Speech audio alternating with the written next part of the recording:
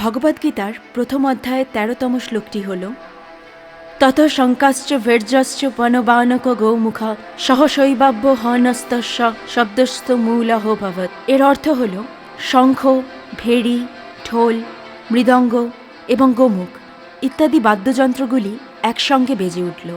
সেই সম্মিলিত শব্দ অত্যন্ত ভয়ঙ্কর ও তুমুল আকার ধারণ করল। ভীষ্মদেব যখন যুদ্ধের শঙ্খধ্বনি করলেন তখন কৌরব শিবিরের বাকি যোদ্ধারাও উৎসাহিত হয়ে উঠলেন। তারা একযোগে তাদের নিজেদের শঙ্খ এবং বিভিন্ন রণবাদ্য বাজাতে শুরু করলেন। এই শ্লোকে যুদ্ধের ময়দানে যে প্রবল কোলাহল ও উত্তেজনার সৃষ্টি হয়েছিল তার একটি জীবন্ত ছবি তুলে ধরা হয়েছে। এটি ছিল কৌরব পক্ষের সম্মিলিত শক্তির আস্ফালন। এই বিশাল রণধ্বনি করার উদ্দেশ্য ছিল পাণ্ডব পক্ষকে মানসিকভাবে আতঙ্কিত করা এবং নিজেদের শ্রেষ্ঠত্ব প্রমাণ করা। এখানে বিভিন্ন ধরনের বাদ্যযন্ত্রের কথা উল্লেখ করা হয়েছে, যা নির্দেশ করে যে কৌরব বাহিনী কতটা বিশাল এবং সজ্জায় সজ্জিত ছিল।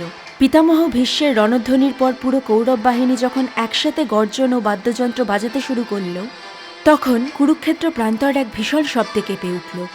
এটি যুদ্ধের প্রাক্কালে কৌরবদের পক্ষ থেকে একটি সম্মিলিত হুঙ্কার ছিল।